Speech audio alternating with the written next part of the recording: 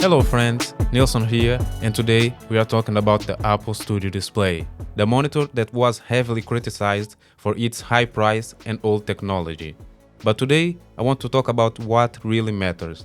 What are the real benefits of getting the Apple Studio Display over a cheaper 4K alternative?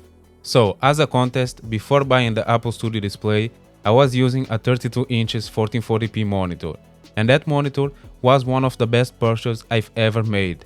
Previously, I was using a 1080p monitor, and when I got my hands on the 1440p monitor, I was like, whoa, this is so much better. Why the hell was I using a 1080p monitor for so long? The overall image was better, the sharpness was better, and the screen real estate was a game changer.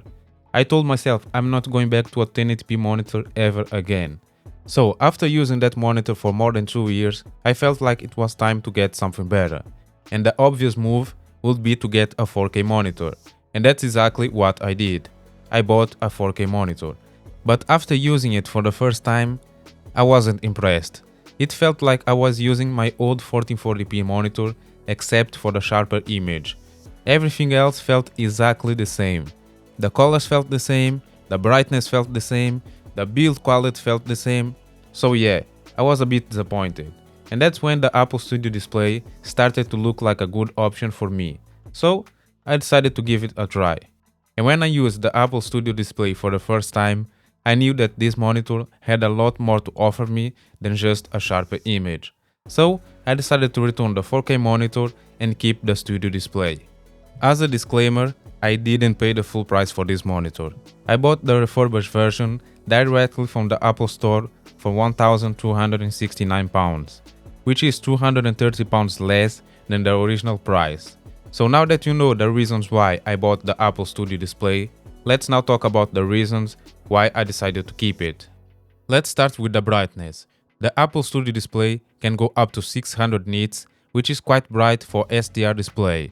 My old monitor and also the 4K monitor that I tried had only 350 nits of brightness, which was okay, but when you compare it with something like the Apple Studio Display, which is almost 2 times brighter, there is a noticeable difference. And because the Apple Studio Display that I'm using has a glossy panel, the differences are even more pronounced, not only in terms of the brightness, but also in terms of the colors.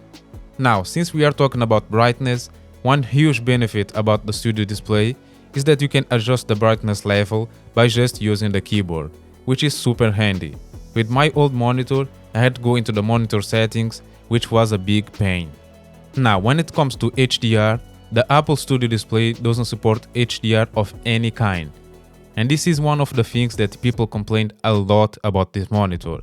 But when you look at these cheaper 4K alternatives, you notice that they do support HDR10. However, the peak brightness is so low on those monitors that when you turn HDR on, it looks absolutely terrible. So even though the Apple Studio Display doesn't support HDR, it still is a much better option to watch and consume content than those 4K monitors. Now, one of the biggest selling points of the Apple Studio Display is of course the 5K resolution.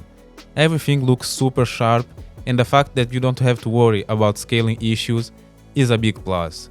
The default user interface resolution for the Apple Studio Display is 1440p, which gives you a good amount of screen real estate.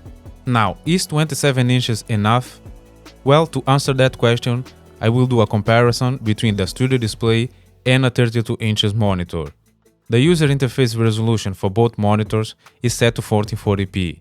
Now let's see how much of a difference there is.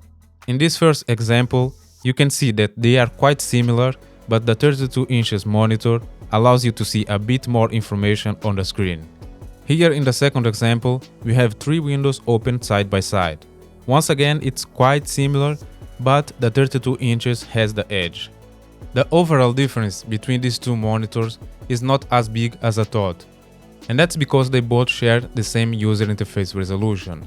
The only way to take full advantage of a 32 inches monitor is to use a higher user interface resolution than 1440p, such as 1692p, which is the same user interface resolution used on the Apple XDR 6K display. Now let's talk about colors. Straight out of the box, the Studio Display impresses with its excellent color accuracy. It matches perfectly with my other Apple devices, creating a visual cohesive experience. The Apple Studio display has an impressive coverage of the sRGB color space, which is mostly used to create web content. It also has great coverage of Adobe RGB color space, which is excellent news for those of you that needs to use it. Now, in terms of the design and build quality, no other monitor comes closer to the Studio display. The monitor feels and looks premium all around. It's a work of art.